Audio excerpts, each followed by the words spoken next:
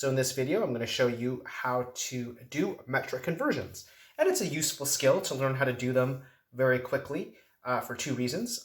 Number one, you're going to encounter all sorts of units, both in electronics. So for example, in electronics, we're studying amps, ohms, volts. You've seen farads, which is a unit of measurement when we're talking about capacitors. Watts, which is a unit of power, but also in other parts of everyday life. So for example, you'll see metric conversions with meters. So for example, there's kilometers versus centimeters versus millimeters. Same thing with grams. There's the regular gram, then there's the kilogram. And even when you're going out and buying computers, right?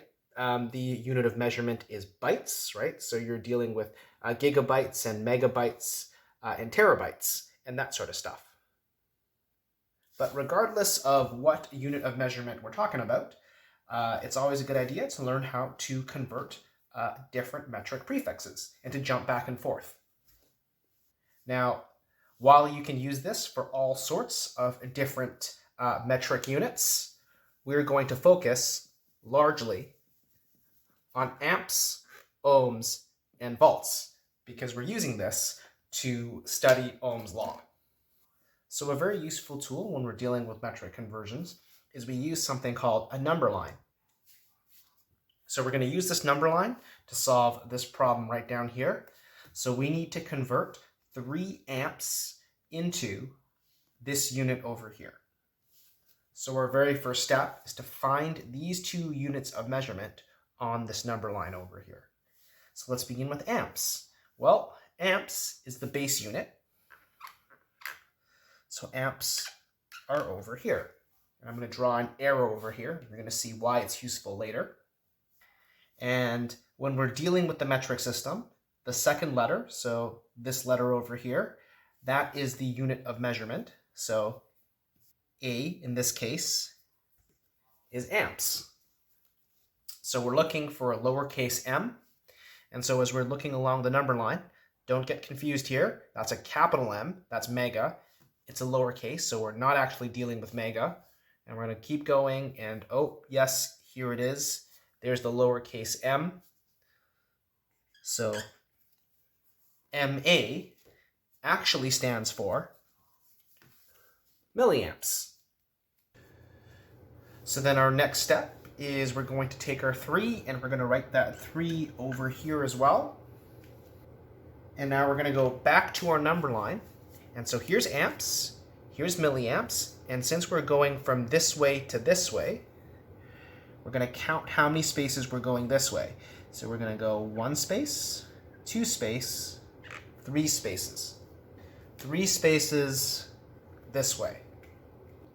So what we're going to do is we've got our 3. We're going to put our decimal point here because 3.0 is the same thing as 3.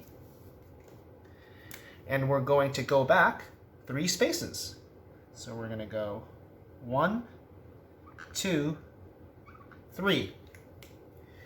So what we've done is we've pushed the decimal over here now. And any place where we see half a hula hoop, we're going to add a 0. 1 0, 2 0, 3 0. So 3 amps is the same thing as 3,000 milliamps. So let's try this with a different unit of measurement. So again, our first step, we're going to find these 2 units of measurement right on our number line over here. So K ohm. So here's K for kilo. So we're dealing with kilo ohms, 1.47 kilo ohms. And we're converting that to regular ohms. So regular ohms is right over here. And so I've drawn my second arrow there. Now my next step is I'm going to write down that same number, 1.47. I'm just copying that number over there. And now it's time to draw our little hula hoops. So starting here, since we're starting here and we need to end here, I'm starting here and we're ending here. we're going to count the number of spaces going to the right. So 1, 2, 3. So that's 3 decimal spaces to the right. So what we're going to do is we're going to take this and we're going to move this 3 decimal spaces to the right. So here's 1 hula hoop, 2 hula hoop, 3 hula hoop. So our decimal place now is going to go over here now, and we're going to start adding zeros. Okay, well, there's already a number here, so that stays. There's already a number here, so I'm not going to touch it. But there's no number here, so I'm going to add that and add a 0 there. So 1.47 kiloohms is the same thing as 1,470 ohms. All right, now let's try the same thing. And so let's do another example together. So we need to convert 2.5 millivolts, so that's over here, into volts, which is the base unit, and so that's over here. So then, once again, we're going to start to draw our hula hoops. This time, we're starting from here, and we're going to the left. We're going this way. So we're going to go 1, 2, 3. So that's 3 spaces to the left. So we're going to do the same thing with our number over here. We're going to write 2.5 volts. Then we're going to take our decimal point, and we're going to move it 3 spaces, but this time to the left, because we started here and we're going here. So we're going to go 1, 2, 3. So our decimal point is going to be over here. I'm going to erase that one.